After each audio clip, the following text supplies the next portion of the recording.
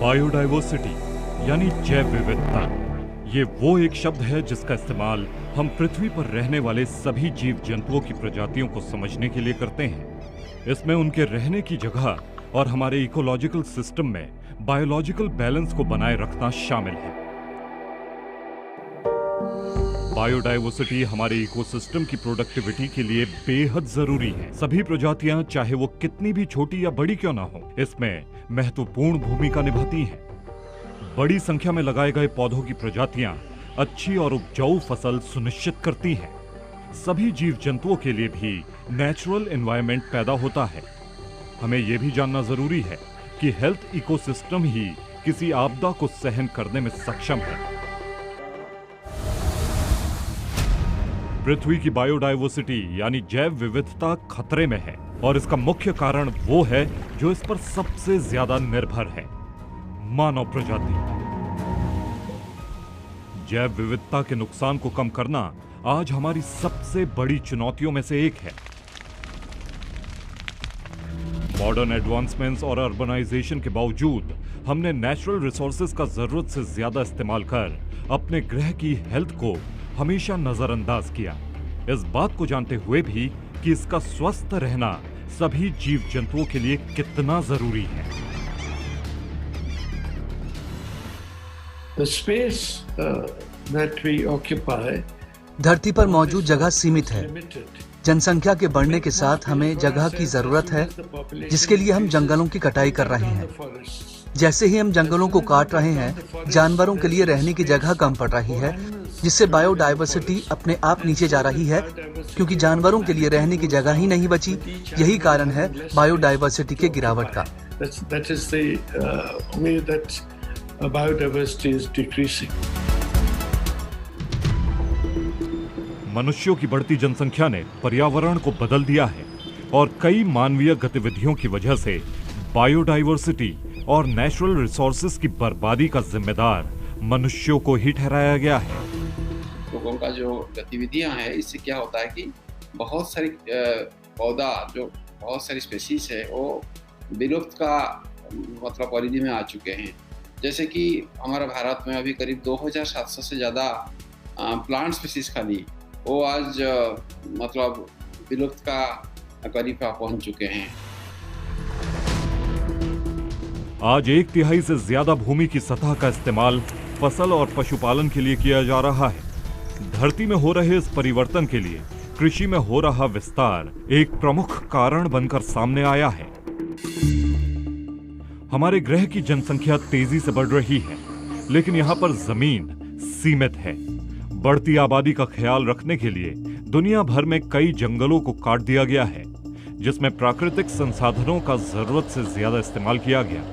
साथ ही हमारे आसपास के इकोसिस्टम को भी बाधित किया गया, जिससे बायोडाइवर्सिटी को भारी नुकसान पहुंचा है। जो है वनों का क्षरण भी बहुत तेजी से कर रहे हैं, उनपे बहुत दबाव है।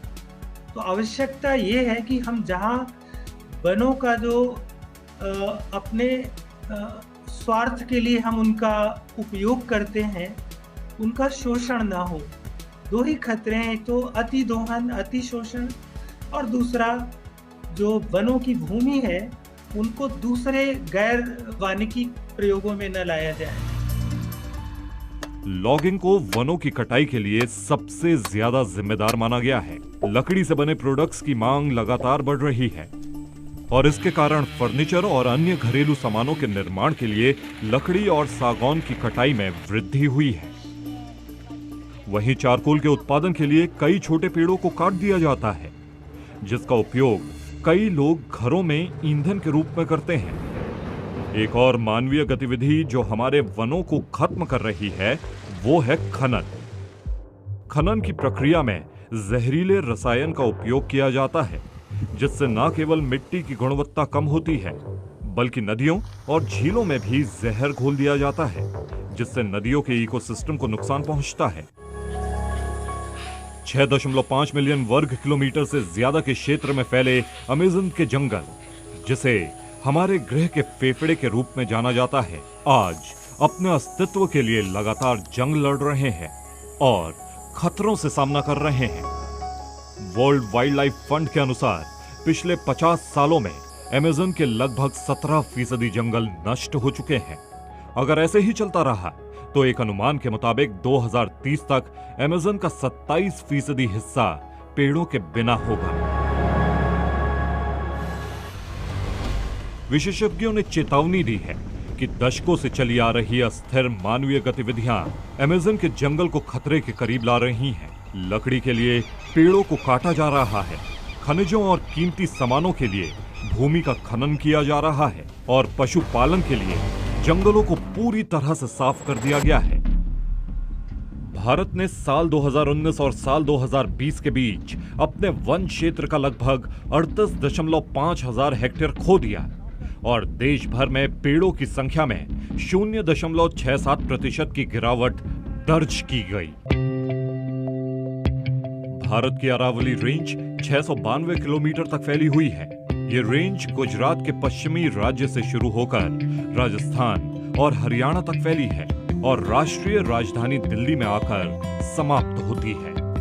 भारत के controller and auditor general of India की एक रिपोर्ट के अनुसार यह अरावली रेंज लगातार बढ़ रही जनसंख्या, अवैध खनन, अतिक्रमण, अप्रतिबंधित विकास और वनों की कटाई के कारण लगातार खतरे में बनी हुई है। मुंबई की आरए ने विकास के नाम पर पर्यावरण को हो रहे नुकसान की बहस को सबके सामने लाया था। साल 2019 में मुंबई मेट्रो रेल निगम के लिए प्रस्तावित कार शेड बनाने के लिए 2000 से ज्यादा पेड़ों को आधिकारिक तौर पर काट दिया गया। लोगों के विरोध तेज होने के बाद भारत की शीर्ष अदालत सुप्रीम कोर्ट ने पेड़ों को बचाने के लिए पहल की थी। वनों में लगातार हो रही कटाई क्लाइमेट चेंज की सबसे बड़ी वजह है और इससे वनों में आग लगने की घटनाएं लगातार बढ़ रही हैं। साल 2019-2020 में ऑस्ट्रेलियाई जंगलों की झाड़ियों में लगी आग को सबसे दुर्भाग्यपूर्ण घटनाओं में से एक माना जाता है। इस घटना से वहां के जंगलों के अलावा वन्य जीवों को भी भारी नुकसान पहुंचा था। ऑस्ट्रेलिया के जंगल में लगी इस भीषण आग से लगभग 143 मिलियन स्तनधारियों, 2.46 बिलियन रेप्टाइल, लगभग 180 मिलियन पक्षियों और 50 मिलियन से अधिक मेढकों को नुकसान पहुंचा और लगभग 1.8 मिलियन हेक्टेयर वन क्षेत्र जलकर राख हो गया। जो दावानल जिसको कहते हैं आग, ये भी एक बहुत बड़ा खतरा है। प्रतिवर्ष गर्मियों में और पहाड़ों दोनों जगहों पे भारत में वनों के दहन या फॉरेस्ट फायर की समस्या आती है। विशेषज्ञों की माने तो बढ़ती जनसंख्या की वजह से ही जलवायु परिवर्तन और वनों की कटाई तेजी से हो रही है, जिससे वन सूख रहे हैं और आग की चपेट में आ रहे हैं। बायोडायवर्सिटी का संरक्षण न केवल हमारे इकोसिस्टम के सही कामकाज करने के लिए बल्कि मानव प्रजाति के अस्तित्व के लिए भी जरूरी है। Non profit organisation Mobius foundation, जो सस्टेनेबल रिसोर्सेज का इस्तेमाल कर पर्यावरण स्थिरता को बढ़ावा देने के लिए काम कर रही है, उन्होंने हरियाणा राज्य में ग्रीन एरिया को बढ़ाने के लिए संजीवनी परियोजना की शुरुआत की है। प्रोजेक्ट संजीवनी पेड़ों की संख्या बढ़ाने के लिए चलाया गया। पेड़ों से ही हमें ऑक्सीजन मिलती है और पेड़ ही कार्बन डाइऑक्साइड को कंज्यूम करते हैं। ये हमारे लिए जरूरी है कि हम समुदायों को पेड़ लगाने के लिए प्रेरित करें। Because we involve the community in planting extra trees. 2 चरणों में शुरू की गई इस योजना का पहला चरण 7 जून 2018 को हरियाणा के सोनीपत और पानीपत के गांवों के आसपास 5000 पौधे लगाकर शुरू किया गया। There are 2 places where we are planting trees. One is in Haryana. हम 2 जगहों पर पेड़ लगा रहे हैं। हरियाणा में हम फार्मिंग कम्युनिटी, स्टूडेंट कम्युनिटी और विलेज कम्युनिटी के साथ मिलकर ये अभियान चला रहे हैं, जिससे पेड़ों के सर्वाइवल पर नजर रखी जा सके। यहाँ हमें पेड़ों के सर्वाइवल का 60% सक्सेस रेट मिला है। दूसरी जगह जहाँ हम पेड़ लगा रहे हैं जहां 120 एकड़ जमीन में से हमने 20 एकड़ जमीन पर एंडेमिक पेड़ के साथ साथ लोकल पेड़ भी लगाए। एंडेमिक पेड़ वो होते हैं जो वेस्टर्न घाट में विलुप्त होने की कगार पर हैं। To plant endemic trees as well as local trees.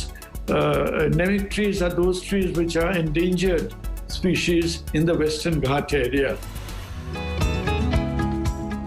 पहले चरण की सफलता के बाद परियोजना का दूसरा चरण 8 अप्रैल 2019 को शुरू किया गया, जिससे कार्यक्रम का विस्तार हुआ।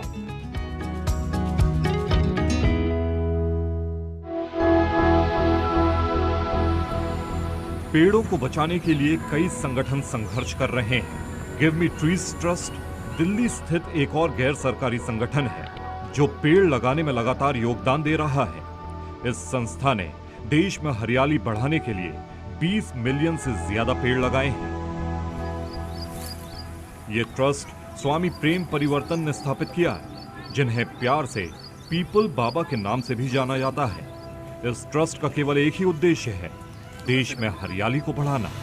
तो हमने जाके जब जमीन देखी तो बहुत सारी उसमें चैलेंजेस थे, क्योंकि वहाँ डेब्री बहुत था, मतलब कि मलबा बहुत बड़ा था।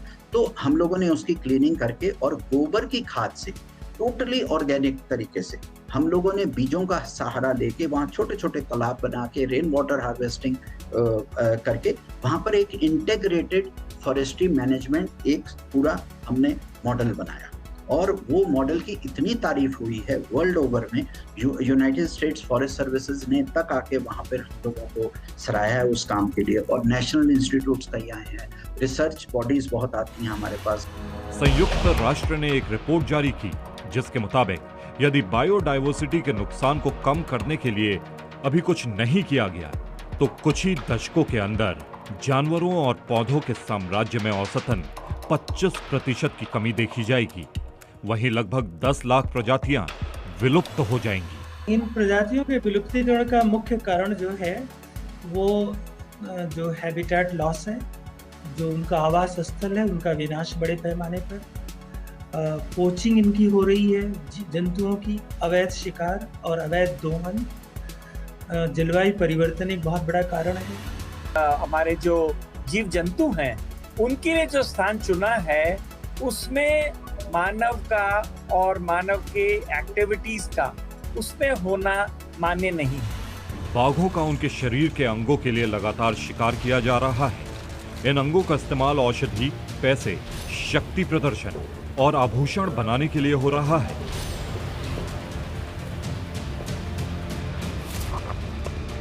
सबसे ज्यादा अवैध शिकार हाथी दांत का किया जाता है, जिसे गैंडे और हाथियों से चुराया जाता है। अफ्रीका में जंगली हाथियों की संख्या में पिछले 30 सालों में 86% से अधिक की गिरावट आई है और रोजाना 100 हाथियों को सिर्फ उनके शरीर के छोटे से हिस्से के लिए शिकारियों द्वारा मार दिया जाता है। कहीं पे हाथी का हमारे पास गैंडे का हमारे पास हॉर्न है, कहीं खाल है, कहीं पे कोई और चीज है। इस प्रकार की अनेक प्रकार की चीजें जो है इस ट्रेड में लगी हुई हैं और सब चीजें बिकती हैं, सब चीजों की डिमांड है। और जब जिन चीजों की डिमांड होती है तो आपको पता है कि किस प्रकार की व्यवस्थाएं होती है। बायोडायवर्सिटी के नुकसान का सीधा असर जेनेटिक रोगों को बढ़ावा दे रहा है। रिसर्च से पता चला है कि जानवरों से मनुष्यों को लगभग 60% बीमारियां हो रही हैं। इसके परिणाम हमारे चारों तरफ हैं। कोविड-19 एक जेनेटिक बीमारी है जो चीन में कोरोना वायरस के कारण फैली है। इससे पहले कई वायरसों की तरह यह भी जानवरों से इंसानों में आया। इस बात के पुख्ता सबूत मिले हैं कि यह वायरस चमगादड़ों में पैदा हुआ। इस महामारी ने हमें दिखा दिया है कि मनुष्यों को बायोडायवर्सिटी का सम्मान करने की आवश्यकता क्यों है। समुद्री बायोडायवर्सिटी के बिगड़ने के पीछे 3 सबसे महत्वपूर्ण वजह हैं: आर्थिक, सामाजिक और एनवायरमेंटल। महासागरों में रहने योग्य स्थान का 90% से ज्यादा हिस्सा है, जिसमें लगभग 2,50,000 ज्ञात प्रजातियां हैं और कई और प्रजातियां खोजी जानी बाकी हैं। मछली पकड़ना समुद्र में बिगड़ रही परिस्थितियों के लिए सबसे ज्यादा जिम्मेदार है। दुनिया की बढ़ती आबादी से मछलियों की मांग में बढ़ोतरी देखी गई है। जिससे अत्यधिक मछली पकड़ने और अवैध रूप से मछली पकड़ने का काम लगातार जारी है। ओवरफिशिंग पूरे समुद्री इकोसिस्टम को प्रभावित करती है, क्योंकि ये समुद्र में असंतुलन पैदा करती है। जब ज्यादा से ज्यादा मछलियां समुद्र से बाहर निकल जाती हैं, तो समुद्री कछुए और कोरल जैसे अन्य महत्वपूर्ण समुद्री जीवों का नुकसान होता है। समुद्र सिर्फ ज्यादा मछली पकड़ने की वजह से नहीं, बल्कि समुद्र में प्लास्टिक से हो रहे प्रदूषण के कारण भी बर्बाद हो रहा है। संयुक्त राष्ट्र के अनुसार समुद्री मलबे से कम 800 समुद्री प्रजातियां प्रभावित होती हैं। इसमें 80% मलबा प्लास्टिक की वजह से होता है। हमारा ग्रह प्लास्टिक के प्रदूषण में डूब रहा है और अधिक जनसंख्या का मतलब है ज्यादा प्लास्टिक का इस्तेमाल। एक अनुमान के मुताबिक प्लास्टिक के कचरे से एक साल में करीब 10 लाख समुद्री पक्षी मारे जाते हैं। मानवीय गतिविधियों की वजह से समुद्र में हो रहा तेल रिसाव भी महासागरों को प्रदूषित कर रहा है और समुद्री जनजीवन पर प्रभाव डाल रहा है। क्षतिग्रस्त टैंकरों, लीक हुई पाइपलाइनों और अपतटीय तेल के रिसाव के कारण दशकों तक समुद्र में चलने वाले इकोसिस्टम को लंबे समय तक के लिए नुकसान पहुंचता है। शार्क की विभिन्न प्रजातियों के विलुप्त होने के लिए जिम्मेदार भी मानव जाति ही है, जो महंगे दामों पर बिकने वाले शार्क फिन के लिए उनका शिकार कर रही है। इन शार्क फिन का उपयोग शार्क फिन सूप नामक लोकप्रिय व्यंजन में किया जाता है, जो चीनी संस्कृति में एक स्वादिष्ट व्यंजन माना जाता है। शार्क फिनिंग के लिए लगभग 100 मिलियन शार्क को मौत के घाट उतार दिया जाता है। इसमें शार्क को पकड़ने के बाद उसके पंख काट दिए जाते हैं और शार्क को वापस समुद्र में फेंक दिया जाता है। शार्क जिंदा तो रहती है, लेकिन तैरने में असमर्थ होने की वजह से या तो डूब जाती है या मौत के मुंह में चली जाती है। ये याद रखना महत्वपूर्ण है कि बायोडायवर्सिटी के बिना मानवता का कोई भविष्य नहीं है। हमारे इकोसिस्टम को बनाने वाले हजारों अद्भुत जीवों के बिना कोई भी पृथ्वी की कल्पना नहीं कर सकता है।